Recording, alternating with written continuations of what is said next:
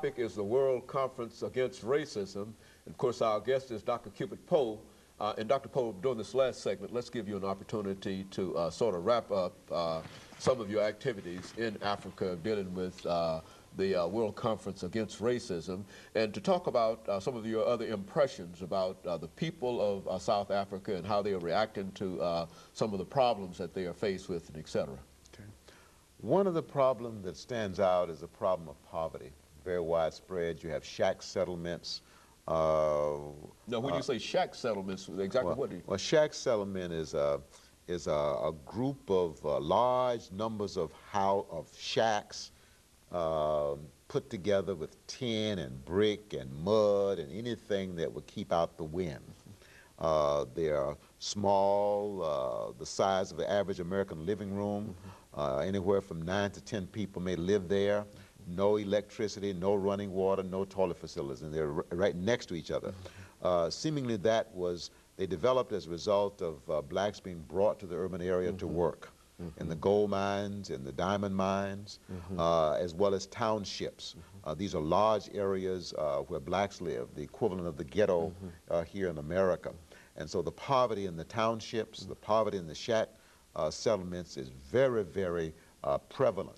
And so poverty is a big factor. What I learned at the conference was where you have that degree of poverty, suspect racism. Suspect it, okay? People, if given adequate opportunity, will try to advance themselves, all right? On the other hand, if they are oppressed and prevented from advancing themselves, oftentimes poverty is a result, and poverty breeds poverty.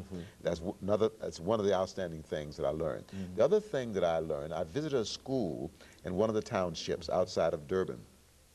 The name of the school is Kathala School. It has students there from primary up to grade 4. And there are 800 kids there and 22 teachers.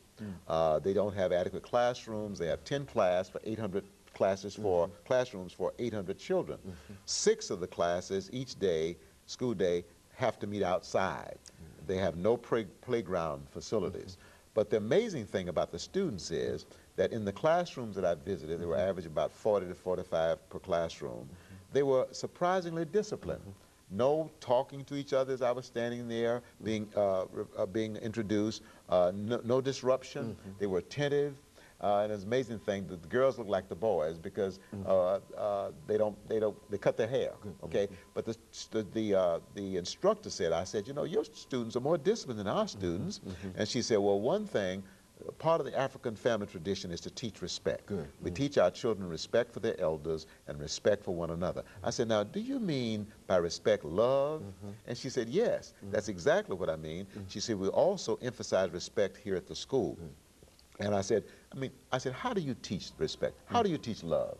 And she said, well, we come down